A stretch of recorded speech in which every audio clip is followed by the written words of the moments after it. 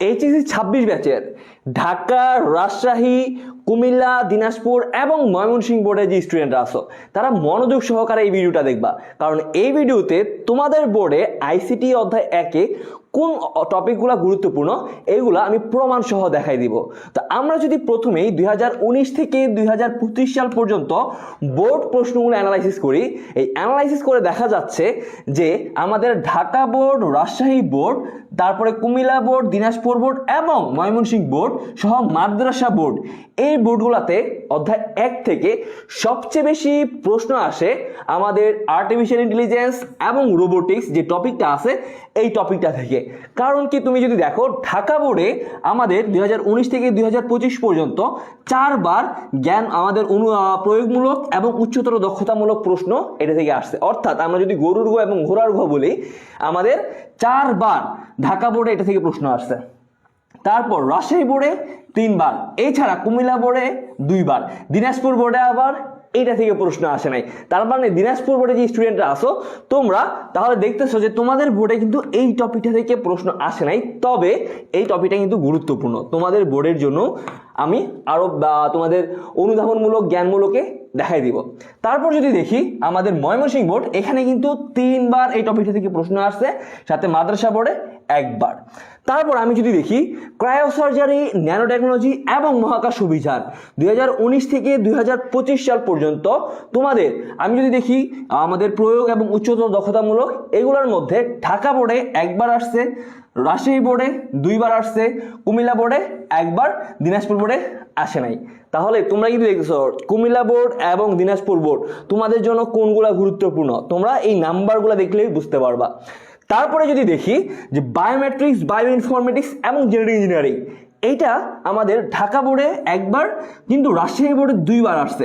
এছাড়া দিনাজপুর বোর্ডে এই টপিকটা থেকে 3 বার। তার মানে দিনাজপুর বোর্ডের এইচএসসি 26 ব্যাচে যে স্টুডেন্টরা আসো তোমরা দেখো বায়োমেট্রিক্স, বায়ো ইনফরমেটিক্স এবং জেনেটিক ইঞ্জিনিয়ারিং এই টপিকটা থেকে তোমাদের বোর্ডে 3 বার প্রশ্ন আসছে, তাও আমাদের যে প্রয়োগ এবং উচ্চতর দক্ষতামূলক এগুলোর মধ্যে। তারপরে আমাদের ময়মনসিংহ বোর্ডে 2 বার আসছে, মাদ্রাসা বোর্ডে 2 বার আসছে। তাহলে তোমরা নিজেরাই দেখতেছো যে তোমাদের বোর্ডের জন্য কোনগুলা গুরুত্বপূর্ণ, ঢাকা, রাজশাহী, কুমিল্লা, দিনাজপুর এবং ময়মনসিংহ বোর্ড, সাথে মাদ্রাসা বোর্ড। এখন আমি যদি দেখি আমাদের জ্ঞানমূলক এবং অনুধাবনমূলকের জন্য কোন টপিকগুলা গুরুত্বপূর্ণ অধ্যায় 1 থেকে, তোমরা দেখতেছো আচ্ছা, সাথে কিন্তু এমসিকিউ আমরা দেখবো, সাথে এমসিকিউর জন্য কোনগুলো গুরুত্বপূর্ণ।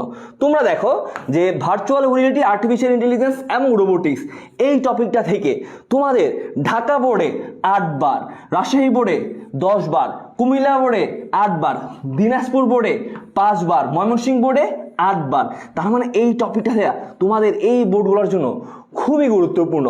আর এমসিকিউ টোটাল 46টা এমসিকিউ আসছে 2019 থেকে 2025 পর্যন্ত, বুঝতে পারছো? তারপর যদি দেখি ক্রায়োসার্জারি, ন্যানো টেকনোলজি এবং মহাকাশ অভিযান এই টপিকটা থেকে আমাদের ঢাকা বোর্ডে 6 বার প্রশ্ন আসছে, জ্ঞানমূলক এবং অনুধাবনমূলক এবং এমসিকিউ সহ। তারপর রাজশাহী বোর্ডে 6 বার, তারপরে কুমিল্লা বোর্ডে 8 বার, দিনাজপুর বোর্ডে 6 বার, ময়মনসিংহ বোর্ডে 4 বার, মাদ্রাসা বোর্ডে 3 বার। তারপর আমরা যদি দেখি বায়োমেট্রিক্স, বায়ো ইনফরমেটিক্স এবং জেনেটিক ইঞ্জিনিয়ারিং এই টপিকগুলো যদি দেখি, এই টপিকগুলো থেকে ঢাকা বোর্ডে 9 বার প্রশ্ন আসছে আমাদের জ্ঞানমূলক এবং অনুধাবনমূলকে।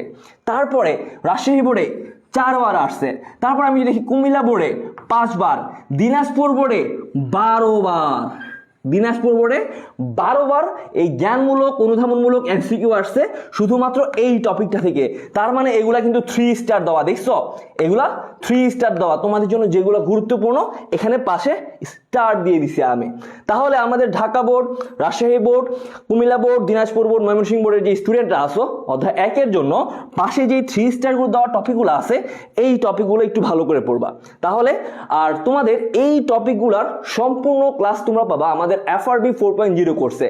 এফআরবি 4.0 কোর্সে তোমাদের আইসিটি 6টা অধ্যায়ের সম্পূর্ণ সিলেবাস আমি A to Z একদম বেসিক থেকে প্রো লেভেল পর্যন্ত শেষ করে দিব।